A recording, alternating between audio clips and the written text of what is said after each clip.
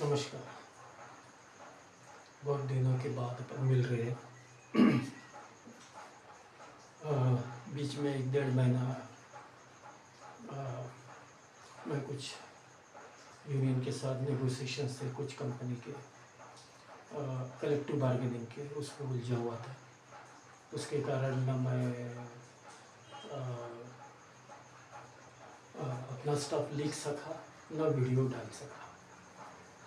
चलो अभी Gandhian theory of industrial relations आगे में शुरू करते हैं। लास्ट लेक्चर में हमने देखा कि ट्रस्टी ऑफ अपना theory of trusteeship Gandhi ji की। गांधी जी बोलते हैं, मीन्स गांधी जी का ये सोच थी, the trusteeship theory implies that there is no room for conflict of interest between the capitalist and labour. यदि हम समाज के कस्टोडियन हैं, ट्रस्टीज हैं, तो फिर किसी प्रकार की कॉन्फ्लिक्ट होना या झगड़ा होना या डिफरेंसेस होना, इसके लिए जो मालक लोग हैं, पूंजीवादी है, उनमें और लेबर में किसी प्रकार का झगड़ा होने की कोई संभावना नहीं है। ऐसा गांधी जी की सोच थी। गांधी जी का ये भी बोलना था कि कानूनन जो संपत्ति उस बिजनेस में से उस मालक ने जनरेट की है वो उसकी है, पर नैतिक स्तर पे भी देखा जाए तो वो कामगार की है। गांधी जी का उनकी थ्योरी में उन्होंने ये भी बोला है कि यदि कोई एम्प्लॉयर अपने कर्मचारी को मिनिमम वेजेस देने में असफल रहता है तो कर्मचारियों ने किसी प्रकार का वायलेंट एक्ट करने के बजाय उस एम्प्लॉयर को नैतिक आधार के ऊपर उसके ऊपर प्रेशर लाना चाहिए। और यदि यह भी नहीं होता है, यदि नैतिक आधार के ऊपर प्रेशर लाके भी यदि काम नहीं होता है, तो नॉन वायलेंट नॉन कोऑपरेशन और हिंसा को मद्देनजर रखते हुए असहकार्य करना, इससे क्या होगा? गांधी जी की सोच थी कि यह काम करेगा, पर कब? कामगारों में दो चीजों का होना अनिवार्य है। एक मीन्स उनके नैतिकता को पनपाना और दूसरा जागरूक होना कि कामगारों की अपनी एक स्ट्रेंथ है।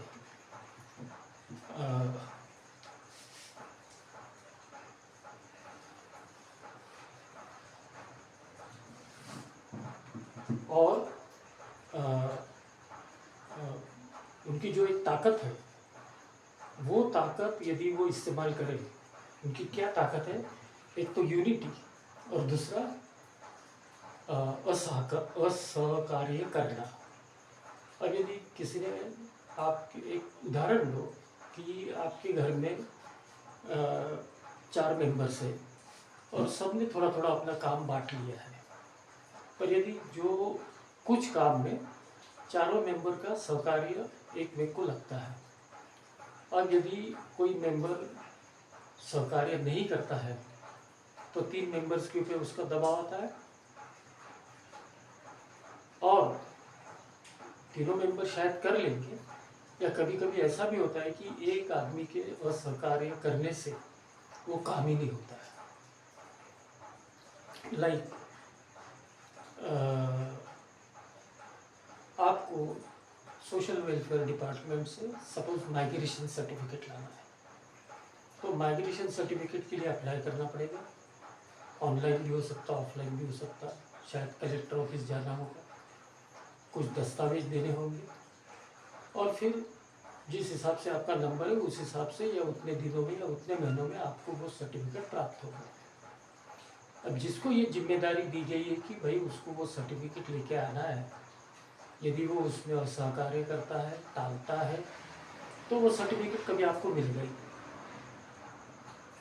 उसी तरीके से गांधी जी का ये बोलना था कि आप में एकजुटता होनी चाहिए और आप में ये पूरा विश्वास होना चाहिए, किसमें?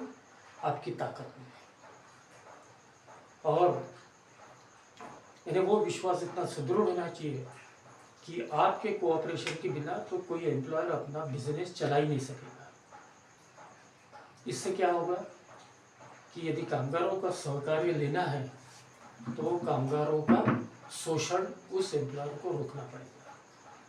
तो इनडायरेक्टली बेनिफिट किसका हुआ? कामगार का हुआ।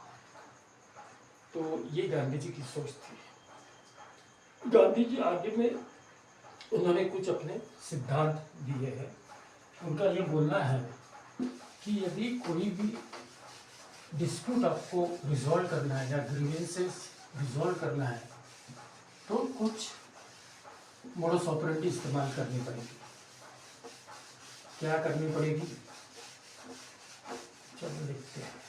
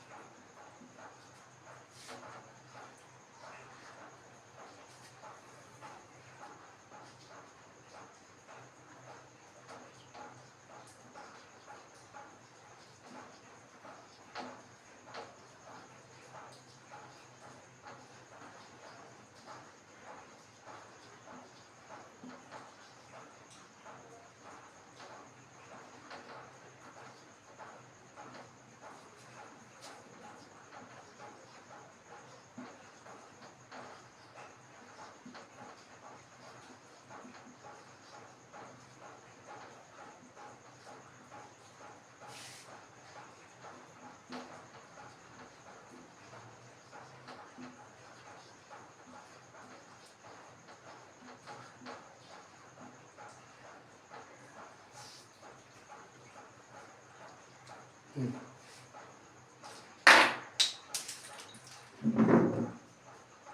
गांधी जी की सोच थी, गांधी जी इसकी वकीली करते थे कि यदि डिस्प्यूट रिजॉल्व करना है तो निम्न रूल्स का पालन होना चाहिए। एक कि कामगार या यूनियन अपनी वाजबी डिमांड्स ही ओनली, सिर्फ वाजबी डिमांड्स कलेक्टिव बार्गेनिंग मेथड से रिजॉल्व करेगी। वाजबी डिमांड, वाजबी डिमांड्स क्या होती है? वाजबी डिमांड्स में आता है आपका वेतन, आपका वर्कर्स का वर्कलोड, वेलफेयर फैसिलिटीज़, अन्य कुछ बेनिफिट्स जो इसेंशियल है अंडर लॉ, और वेलफेयर फैसिलिटीज़। आप आम तौर पे देखोगे कंपनीज में जब डिमांड दी जाती है तो कम से कम 25-30 पॉइंट्स की डिमांड दी जाती है, जिसमें वेतन में बढ़ोतरी होता ही है, बेनिफिट्स में बढ़ोतरी की होती है, पर इसके अलावा अनशन डिमांड्स डाली जाती है। जैसे कैंटीन की सब्सिडी सब वो 60% है तो 80% मिलना चाहिए। सेफ्टी शूज़ जो स्टैंडर्ड दिए जाते हैं कंपनी में, जनरली एक सेफ्टी शू नॉर्मल केस में मीन्स वो वर्कर जिसको सिर्फ मशीन पर खड़ा रह के काम करना है या जिसको मेंटेनेंस पे काम करना है, नॉर्मल स्टील टो शू 1 साल बराबर चल जाता है। आप 24 घंटे इस्तेमाल कर लो, कुछ नहीं होता, एक्सेप्ट जहाँ पे लोग एसिड, अल्कलीज, केमिकल के साथ में डीलिंग करते हैं। वर्कर की ड्यूटी होती है कि केमिकल यहाँ से वहाँ पहुँचाना है या कुछ केमिकल ये वेसल से उस वेसल में ट्रांसफ़र करना है, तो वहाँ पे जूते 6 महीने में ख़राब होते हैं, ये माना। पर नॉर्मल कोर्स में जूता 1 साल टिकता है। अब डिमांड में रहेगा कि वर्कर्स को 2 पेयर जूता दिया जाए। एक पेयर तो वो हुआ जो सेफ्टी शू और दूसरा स्पोर्ट्स शू, ये कुछ डिमांड नहीं। अरे जो आपके वर्क प्लेस के ऊपर आपको काम करने में सहूलियत करेगा वो डिमांड मांगी जाए। दूसरी होती है यूनिफॉर्म। यूनिफॉर्म बहुत सी कंपनीज में 2 पेयर दिए जाते हैं, 2 पैंट 2 शर्ट। बहुत सी कंपनीज में 3 पेयर भी दिए जाते हैं, पर लोग 4 पेयर की डिमांड करते हैं कि सर बरसात के दिनों में कपड़े 2-2 दिन सूखते नहीं हैं, यूनिफॉर्म पहन के नहीं आए तो गैर हाजिरी लगती है, तो 4 पेयर यूनिफॉर्म दिए जाए। या साल में 4 बार हमको हर 3 महीने में पिकनिक लेके जाना चाहिए अलग अलग स्पॉट के ऊपर, या साल में 2 बार गेट टुगेदर होना चाहिए।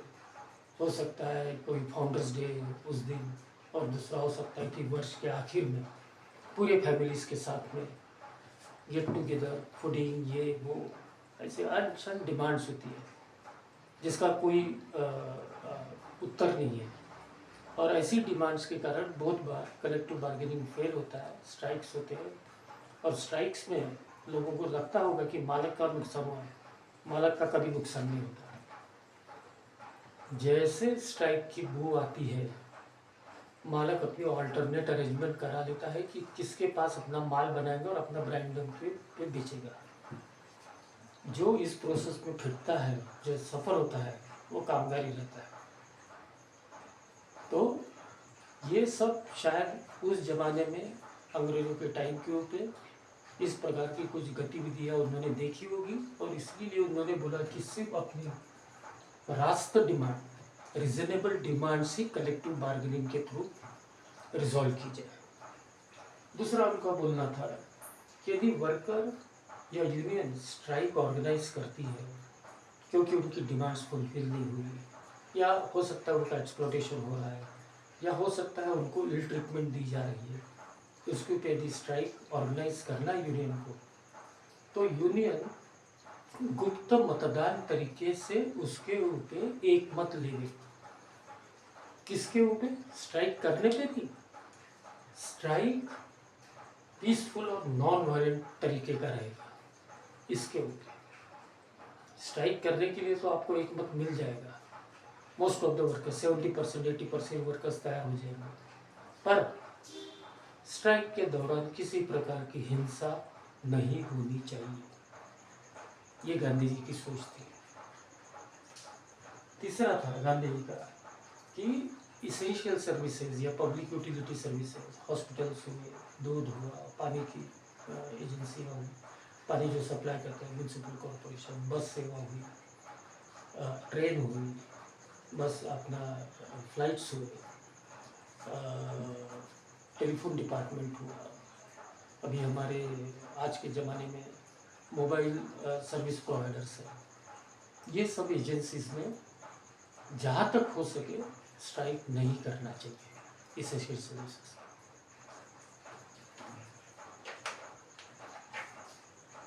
उनका ये भी बोलना था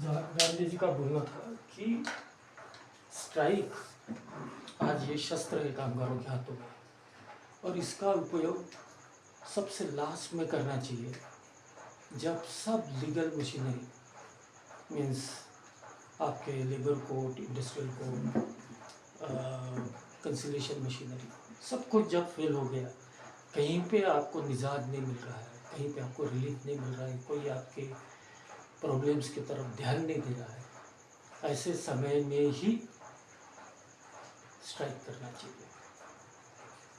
गांधी जी का ये भी बोलना था कि यदि कोई सेटलमेंट नहीं हो रहा है, अब देखिए एग्रीमेंट ऑफ सेटलमेंट दो प्रकार है किसी नतीजे पे पहुंचने का।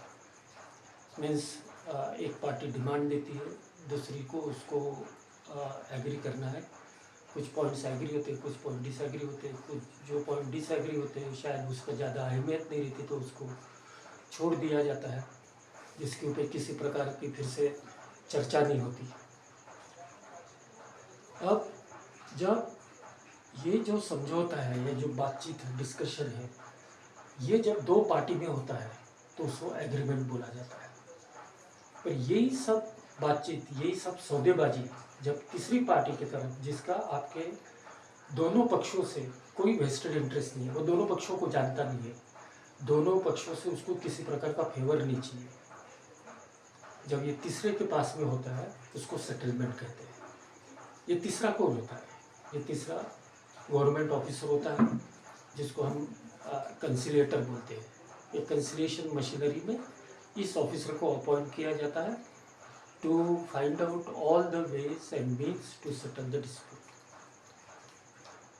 तो जब ये जो कंसिलेटर है, इसके सामने ये जब समझौता होता है जिसको सेटलमेंट बोला जाता है, यदि ये सेटलमेंट वो कंसिलेटर के सामने सक्सेसफुल नहीं होता है, क्योंकि कंसिलेटर एक तीसरा आदमी है जो सरकार ने अपॉइंट किया, तो यूनियन ने या कामगारों ने वॉलंटरी आर्बिट्रेशन प्रोसेस के लिए जाना चाहिए। वॉलंटरी आर्बिट्रेशन यानी क्या? आर्बिट्रेटर भी एक तीसरा आदमी है। आर्बिट्रेशन मशीनरी है, इंडस्ट्रियल डिस्प्यूट एक्ट में कंपलसरी आर्बिट्रेशन मिलते हैं, और एक वॉलंटरी आर्बिट्रेशन है। वॉलंटरी आर्बिट्रेशन में आपको चॉइस रहता है कि वो सज्जन या वो अथॉरिटी जिसको कामगार क्षेत्र का नॉलेज है उसके पास आप जा सकते हो। और ये जो वॉलंटरी आर्बिट्रेटर है, ये दोनों पार्टी एक में होकर डिसाइड करती है। मीन्स ऐसा नहीं कि एम्प्लॉयर किसी दूसरे आर्बिट्रेटर के पास जा रहा है और यूनियन किसी दूसरे आर्बिट्रेटर के, ऐसा नहीं। जो भी आर्बिट्रेटर उस शहर में, उस जुडिशियल मशीनरी में अवेलेबल है, उनके पास दोनों पार्टी एक मत होके जा सकती है कि भाई हम ये वॉलंटरी आर्बिट्रेशन के प्रोसेस में इस आर्बिट्रेटर को हमारा मैटर सॉल्व करने के लिए नियुक्त किया जाए। और उसमें एक अंडरटेकिंग होता है, प्रोसेस की कंपल्शन है कि यह आर्बिट्रेटर हमें जो सुझाव देगा या जो भी सोल्यूशन निकाल के देगा, हम उसके ऊपर सहमत रहेंगे। यदि ये सहमति है तो वॉलंटरी आर्बिट्रेशन सक्सेसफुल होता है। तो गांधी का बोलना था कि यदि जो सेटलमेंट की मशीनरी है आपकी, देखिए कंसिलिएशन में गए तो दोनों पार्टी को कोई पैसा नहीं लगेगा, आर्बिट्रेशन में गए तो भी दोनों पार्टी को कोई पैसा नहीं लगेगा, पर आपने एक बार कोर्ट की सीढ़ी चढ़ी, फिर वो लेबर कोर्ट हो, इंडस्ट्रियल कोर्ट हो, हाई कोर्ट हो, कुछ भी हो, यहाँ से आपका खर्चा शुरू हो। यहाँ पे एक एक पेपर देने का खर्चा है, सरकार एक नॉमिनल फीस देती है, फीस अल्टीमेटली खर्चा है। तो यह सब टालने के लिए गांधी जी का ये था कि सपोज कर, आज उन्होंने ये उल्लेख नहीं किया कि कंसिलेशन मशीनरी फेल हुई तो, पर सेटलमेंट जनरली होता है कंसिलेशन मशीनरी के सामने, और कंसिलेशन मशीनरी में यदि आपका सेटलमेंट नहीं होता है तो आप वॉलंटरी आर्बिट्रेशन को ऑप्ट करें, ताकि एक आपको पीसफुल सॉल्यूशन मिलेगा। धन्यवाद।